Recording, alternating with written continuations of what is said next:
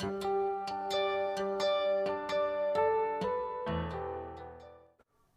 Everyone, आज की इस क्लास में आप सभी का स्वागत है। एक बार पुनः हम चर्चा करने वाले हैं मध्य प्रदेश के पुनर्गठन की। तो हमने पिछली क्लासों में क्या पढ़ा था? सबसे पहले हमने मध्य प्रदेश की एक स्थिति जानी थी। उसके बाद हमने यह जाना था कि राजाओं के अधीन जो क्षेत्र था मध्य प्रदेश का, और उसके बाद अंग्रेज़ों का आगमन हुआ था और अंग्रेज़ों ने भी मध्य प्रदेश का कुछ क्षेत्र अपने अधीन कर लिया था। तो वह चीज़ हमने देखी थी। तो यहाँ पर देखा था हमने सेंट्रल प्रोविंस एंड बरार, इतना क्षेत्र देखा था, और उसके जो स्पर्श करने वाली रियासतें थी, देसी रियासतें, उनको जाना था हमने। तो पूर्णतः इसी प्रकार था हमारा नक्शा। और यह स्थिति कब थी? आज़ादी से पूर्व या स्वतंत्रता से पूर्व तक की, 1947 तक की, जब मध्य प्रदेश राज्य अस्तित्व में नहीं था। और स्वतंत्रता के पश्चात क्या होता, अब हम जानेंगे। देखिए, हमारा स्वतंत्रता अधिनियम 1947 आया। उसके अंतर्गत क्या भारत और पाकिस्तान दो डोमिनियन बनाई गई थी। तो जो पाकिस्तान के अंतर्गत ब्रिटिश प्रांत थे वो पाकिस्तान में मिल गए, और जो हिंदुस्तान में या भारत में थे वो भारत में मिल गए। पर जो देसी रियासतें थी उनके पास तीन ऑप्शन थे, या तो भारत में मिल जाए, या पाकिस्तान में मिल जाए, या स्वतंत्र है। तो भारत में लगभग 552 रियासतें थी। अब भारत के एकीकरण का काम किसे दिया गया? यह जिम्मा उठाया सरदार पटेल ने, जो कि लौह पुरुष कहे जाते हैं, और जो हमारे पहले उप प्रधानमंत्री भी थे। अब देखिए, इन्होंने क्या करा, समस्त हमारी रियासतों को मिला लिया भारत में, परंतु जम्मू कश्मीर, जूनागढ़ और हैदराबाद, ये रियासतों, जैसे हैदराबाद के नवाब ने मना कर दिया, पर इन्हें भी अंत में किसी न किसी तरीके से मिला लिया गया। जैसे जम्मू कश्मीर को विलय पत्र से, जूनागढ़ को जनमत संग्रह से, और हैदराबाद को पुलिस कार्रवाई से, ऑपरेशन पोलो जिसे कहा जाता है, इस तरह से मिला लिया। ऐसी हमारा मध्य प्रदेश में भोपाल ने भी इनकार किया था, परंतु 1 जून 1949 को वह भी हमारे भारत में शामिल हो गए। तो इस तरह एकीकरण हुआ।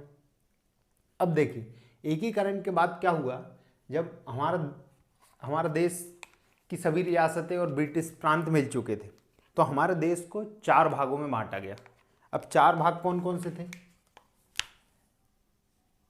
Part A, part B, part C और पार्ट डी। अब देखिए, पार्ट ए में कितने राज्यों को रखा गया? 9। पार्ट बी में भी 9, पार्ट सी में 10 और पार्ट डी में 1। अब जो पार्ट डी में 1 था वो था अंडमान निकोबार, अंडमान एंड निकोबार, यह था। अब जो पार्ट ए में रखे गए वो थे ब्रिटिश के अधीन, ब्रिटिश शासन के अधीन थे ना, जो डायरेक्टली, प्रत्यक्ष रूप से जो ब्रिटिश शासन के अधीन राज्य थे वो पार्ट ए में रखे गए। पार्ट बी में वह राज्य रखे गए जो ब्रिटिश शासन के अधीन थे, पर वहां पर राजशाही का शासन था, ब्रिटिश और किंग, ब्रिटिश के अधीन थे पर राजा वहां शासन करता था। और तीसरा था जहां पे केंद्रीकृत प्रशासन था। तो पार्ट सी, इस तरह हम कितने पार्ट ए, पार्ट बी और पार्ट सी में हमारे भारतीय गणराज्य को बांट दिया गया। कब? स्वतंत्रता के बाद।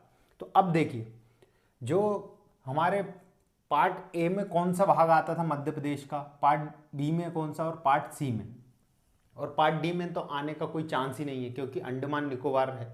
अंडमान निकोबार तो भारत की भूमि से स्पर्श ही नहीं करता।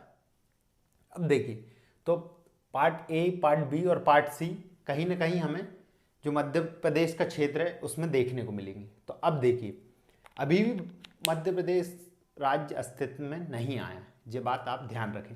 अब देखिए, अब क्या हुआ, जो हमने पढ़ा था सेंट्रल प्रोविंस एंड बरार, इसके जो पूर्व में रियासतें थी, पूर्व में जो रियासतें थी, इनको सेंट्रल प्रोविंस एंड बरार से मिला दिया गया। जैसे अब जो सेंट्रल प्रोविंस था, इसमें बरार, विदर्भ का क्षेत्र, दंडकारण्य की रियासतें, छत्तीसगढ़ की पूर्वी रियासतें और बघेलखंड की रियासतों को मिलाकर पार्ट ए का दर्जा दिया गया, पार्ट ए का दर्जा दिया गया। और जिसकी राजधानी किसे बनाया गया, नागपुर को बनाया गया। इसके प्रथम सीएम या मुख्यमंत्री कौन थे, पंडित रविशंकर शुक्ल थे। और इसके गवर्नर कौन बनाया गया, ई राघवेंद्र राव। ई राघवेंद्र राव को इसका गवर्नर बना गया। और एक तथ्य आपको याद रखने का है, जैसे मकड़ाई जो कि हरदा की है, एकमात्र सेंट्रल प्रोविंस से मध्य प्रदेश में शामिल होने वाली क्या था, क्षेत्र था। आप इस पॉइंट को ध्यान रखें।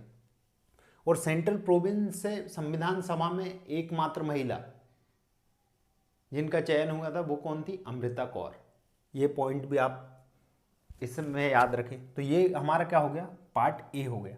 अब यहाँ पर मैंने जैसे और चीज़ें याद रख सकते हैं, जैसे आप 14 रियासतें, 5 संभाग, 22 जिले, ये सभी किसके अंतर्गत थे, पार्ट ए के अंतर्गत थे। अब देखिए ये पार्ट 8 था, तो मैंने यहाँ राजधानी और पार्ट ए के अंतर्गत सेंट्रल प्रोविंस, बरार, बघेलखंड, छत्तीसगढ़ की रियासतें, दंडकारण्य की रियासतें, यह इसलिए नहीं लिखा हूँ वहाँ पर क्योंकि ये इधर मैप में लिखा है। आप लेकिन कॉपी में क्या करें, पहले नोट करना पार्ट ए के अंतर्गत कौन कौन सी, ये महाकौशल, ये पूरी रियासतों को लिखना और राजधानी लिखना नागपुर। उसके बाद आप वो नोट करेंगे, या फिर आप टेबल बना सकते हैं, part A, part B, part C और भोपाल का। इस तरह आप टेबल बनाकर सारी बातें लिख सकते हैं, जिसको आपको याद करने में आसानी होगी। अब देखिए, और आप पुराने 2 लेक्चर और बन चुके हैं पुनर्गठन पर, उन्हें जरूर देखें। आप पूरे सीक्वेंस में देखेंगे तो आपको पूरा याद हो जाएगा और कभी आपको कोई समस्या नहीं आएगी। मैं लिंक आपको आई बटन पर दे दूंगा। अब देखिए, अब पार्ट ए बन गया इस तरह। अब पार्ट बी का दर्जा किसे दिया गया, मध्य भारत को पार्ट बी का दर्जा दिया गया और उसके अंतर्गत 2 राजधानियां बनाई गई। इंदौर जो कि कब थी, ग्रीष्मकालीन राजधानी थी, 6 माह ग्रीष्मकालीन राजधानी किसको, इंदौर को बनाई गई, जो कि 6 माह रहती थी, और कब, ग्रीष्मकाल में। और ग्वालियर रहती थी, ये भी 6 माह रहती थी, और ये कब रहती थी, शीतकाल में रहती थी। अब पार्ट बी जो मध्य भारत की सारी रियासतें इसमें मिला दी गई थी। अब वो रियासतें कितनी थी, 26 रियासतें थी, 26 रियासतें थे और 16 जिले थे। अब इसके पहले मुख्यमंत्री किसको बनाया गया था, इसके पहले मुख्यमंत्री बनाया गया था लीलाधर जोशी को, और गवर्नर किसे बनाया गया था, तखमल जैन को। तो यह बात आप पार्ट बी के विषय में याद रखें। अब आते हैं हम पार्ट सी। तो विंध्य प्रदेश को पार्ट सी का दर्जा दे दिया गया और इसकी राजधानी किसे बना दी गई, रीवा को बना दिया गया। अब इसके जो प्रथम सीएम थे वो क्या थे, पंडित शंभुनाथ शुक्ल। और इसमें कितनी रियासतें शामिल थी, 38 रियासतें शामिल थी, ये भी आप याद रखें। अब देखिए, भोपाल उस टाइम स्वतंत्र राष्ट्र था। जो डॉट डॉट दिख रहा है आपको, ये पार्ट सी बनाया है मैंने, जो ग्रीन दिख रहा है वो पार्ट बी, और यह जो ब्लैंक दिख रहा है पार्ट, यह पूरा भाग पार्ट ए का। अब देखिए, भोपाल राज्य स्वतंत्र रखा गया, लेकिन वो किसके अंतर्गत था, पार्ट सी के अंतर्गत था। और भोपाल स्वतंत्रता के पश्चात क्या हुआ था, भोपाल भारत में शामिल नहीं हुआ था। कब शामिल हुआ था, 1 जून 1949, क्योंकि इनके अंतिम नवाब थे हमीदुल्ला खान, जिन्होंने क्या करा था, भारत संघ में मिलने से मना कर दिया था। यह क्वेश्चन आता है, इसलिए आप याद रखना। और फिर आखिरकार वह भारत में मिल गए। और पहले भोपाल के सीएम कौन बनाए गए थे, डॉक्टर शंकर दयाल शर्मा। यह तथ्य भी याद रखें। और यह पूरा विभाजन था ना, ये भौगोलिक आधार पर था, ना कि भाषा और क्षेत्र पे। जैसे 1956 में हम देखेंगे कि भाषा और क्षेत्र के आधार पर हमको पुनर्गठन करना पड़ेगा। अब देखिए, यह समझ गए आप, पार्ट ए, पार्ट बी और पार्ट सी। पार्ट ए का नाम क्या था, सेंट्रल प्रोविंस एंड बरार। इसे ही मध्य प्रदेश माना जाता था और इसकी राजधानी नागपुर थी, इसलिए नागपुर को हमारी स्वतंत्रता पूर्व की राजधानी माना जाता है। और जो पहले सीएम भी माने जाते हैं मध्य प्रदेश के, वो कौन माने जाते हैं, पंडित रविशंकर शुक्ल, जो कि क्या थे, पार्ट ए के सीएम थे। अब देखिए, यहाँ पर सभी बातें हो गई हमारी। अब इसमें एक और बात याद रख सकते हैं आपकी, जैसे जो हमारे पार्ट सी है उसमें बुंदेलखंड ऐसा था, जब भारत गणराज्य का एकीकरण हो रहा था, बुंदेलखंड पहली रियासत थी जिसने क्या बोला था, सबसे पहले अपने आप को भारत संघ में मिलाने के लिए कहा था। यह भी आप फैक्ट याद रख सकते हैं। अब देखिए, और इसमें जैसे अब भोपाल की बात कर रहे हैं तो भोपाल में जो नवाब थे उनको और कुछ बता देता हूँ। जैसे भोपाल की स्थापना करने वाले संस्थापक कौन थे, तो वो थे दोस्त मोहम्मद खान। और तो सबसे पहले कौन थे, देखिए भोपाल राज्य के संस्थापक कौन थे,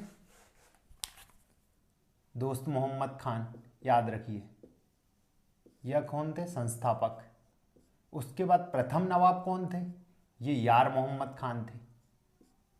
अब 1857 क्रांति के टाइम भोपाल के नवाब कौन थे, ये फाजिल मोहम्मद खान थे। और अंतिम नवाब और जिन्होंने भारत संघ में मिलने से इनकार किया था वो कौन थे, हामिदुल्लाह खान। तो ये चारों खान को आप याद रखें भोपाल से संबंधित, क्योंकि पिछली बार क्वेश्चन आया था फाजिल मोहम्मद खान का कि 1857 में भोपाल का नवाब कौन था क्रांति के समय।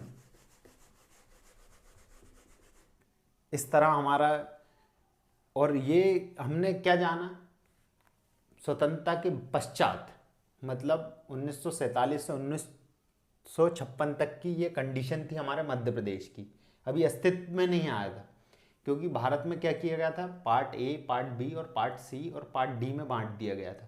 तो मध्य प्रदेश के क्षेत्र में पार्ट ए भी था, पार्ट बी भी था और पार्ट सी भी था। तो इस तरह हमने जाना कि मध्य प्रदेश की 1947 से 1956 तक की स्थिति क्या थी।